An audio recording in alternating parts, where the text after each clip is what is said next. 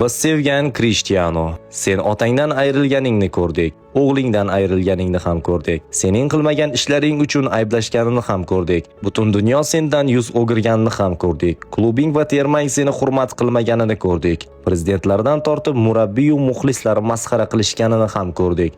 Oltin to'plaringni o'g'irlangan deganlarni ham ko'rdik. Senga ta'sir qilish uchun barcha ishlarni qilib ko'rganlarni ham ko'rdik. Chunki sen uchun so'nggi 5 yillik og'ir bo'ldi. Real Madridning shonli kunlarida ham sen yolg'iz eding. Cho'kayotgan Juventusni yelkangda ko'tarding. Cho'kayotgan MUni qutqarish uchun Man Cityni rad etding. Oxirgi daqiqalargacha kurashding. Jamoang ko'rimsiz bo'lsa-da aybni o'z bo'yningga olding. Sen Saudiyaga o'tding, ammo biror marta chempion bo'lmading. Sen finallarda yutqazding. Avvalgi quvonch ko'z yoshlari qayg'u yoshlariga aylandi. Jahon chempionatidan chiqib ketishingga qara va men o'zimga savol berdim. Nega qirolga nisbatan bunaqa hurmat? Haqiqiy podshohning saltanati qulasa u nima qiladi? U yana qaytadan saltanat barpo etadi va imkoniyatlar yaratadi. Shundan so'ng biz seni nega 20 yildan buyon sevishimizni angladik. Chunki bularning barchasi futbol bilan bog'liq emas edi. Bu sening kuchli xaraktering uchun hech qachon taslim bo'lmaslik, imkonsizlik tuyulgan narsalarni uddalash va o'z taqdiring uchun kurasha olishingdadir. Rahmat afsona. Haqiqiy xotiralar uchun